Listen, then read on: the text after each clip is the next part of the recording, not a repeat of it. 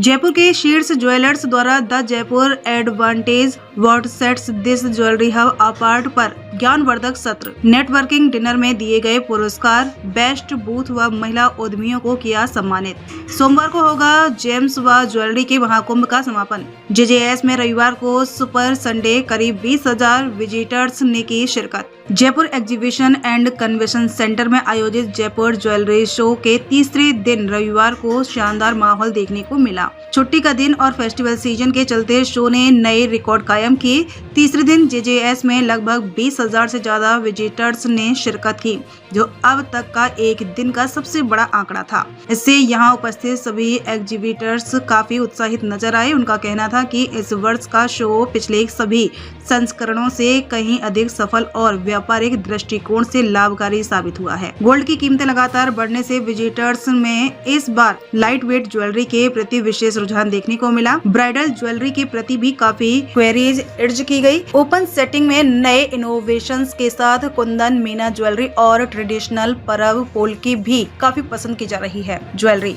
जयपुर बाकी शहरों से क्यों है अलग?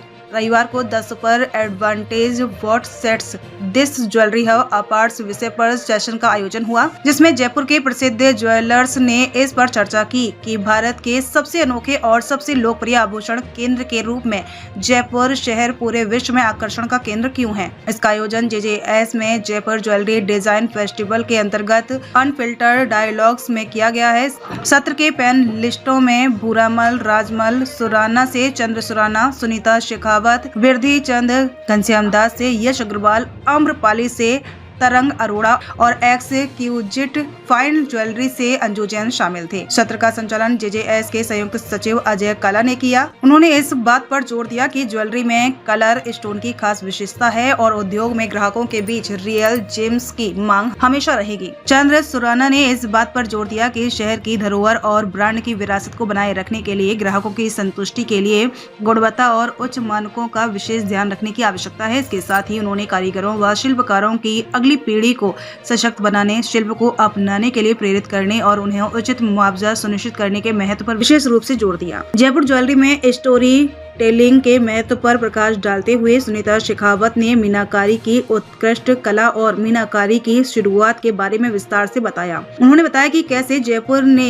गुलाबी मीनाकारी के लिए विश्व में अपनी पहचान बनाई। यह एक ऐसा शिल्प है जो स्टोरी टेलिंग की शक्ति और इन कहानियों की निरंतर व्याख्या और पुनर्रचना के माध्यम से उत्पन्न हुआ है। हालांकि गुलाबी मीनाकारी की शुरुआत जयपुर में नहीं हुई, लेकिन उन्होंने बताया कि यह शहर की पहचान से अभिन्न रूप से जुड़ गया है। गुलाबी शहर की कहानी को पिंक इनेमलिंग की कला के साथ जोड़कर यह एक अनूठा और स्थायी जुड़ाव स्थापित हो चुका है। उन्होंने सोशल मीडिया के प्रति अपनी चिंता भी व्यक्त की और बताया कि रचनात्मकता के मामले में यह नकारात्मक भूमिका भी निभा सकता है। जयपुर के आभूषणों को विश्व मंच पर बढ़ावा देने की बात करते हुए यश अग्रवाल ने अंतर्राष्ट्रीय बाजारों में आभूषणों और डिजाइनों को प्रस्तुत करते समय एक प्रभावी और दिलचस्प कहानी को प्रस्तुत करने के महत्व पर जोर दिया। उन्होंने कहा कि पारंपरिकता और नवाचार के बीच संतुलन बनाए रखने की आवश्यकता है, ताकि वैश्विक बाजार की बदलती मांगों को पूरा करते हुए जयपुर की समृद्ध धरोहर को संरक्षित रखा जा सके। जयपुर के ज्वेलरी हब की दिशा में आगे बढ़ने की बात करते हुए तरंग अरोड़ा ने कहा कि अंतर्राष्ट्रीय बाजारों में जयपुर की ज्वेलरी की बिक्री का मुख्य कारण यह है कि यहाँ विशेष आभूषणों के अलग अलग पहलुओं के कई कारीगर हैं,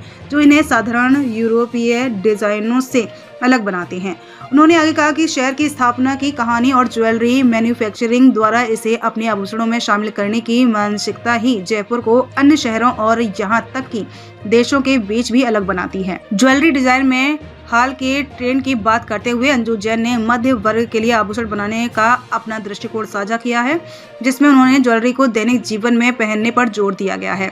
उन्होंने ज्वेलरी को अधिक महिलाओं की बदलती जीवन शैली के अनुकूल होने के महत्व के बारे में बताया। उन्होंने कहा कि ज्वेलरी ऐसी होनी चाहिए जिसे वे संजो सकें और अपने जीवन के विभिन्न अवसरों पर सहजता से शामिल कर सकें। Revolutionizing jewellery the power of AI session में JK diamonds institute of gems and jewellery के निदेशक जैनिल अजमेरा ने ज्वेलरी इंडस्ट्री में आर्टिफिशियल इंटेलिजेंस एआई की प्रवर्तनकारी भूमिका के बारे में बात की। उन्होंने बताया कि 60% भारतीय अब एआई का लाभ उठा रहे हैं। यह तथ्य ज्वेलरी के लिए एआई के महत्वपूर्ण प्रभाव और लाभ बताता है। इस सेशन में AI के अत्याधुनिक एप्लीकेशन पर विस्तार से चर्चा की गई, जिसमें jewellery design, photography, quality control और ग्रेडिंग में AI का उपयोग शामिल रही। सेशन में बताया गया कि टेक्नोलॉजी किस प्रकार इंडस्ट्री के भविष्य को नया आकार दे रही है।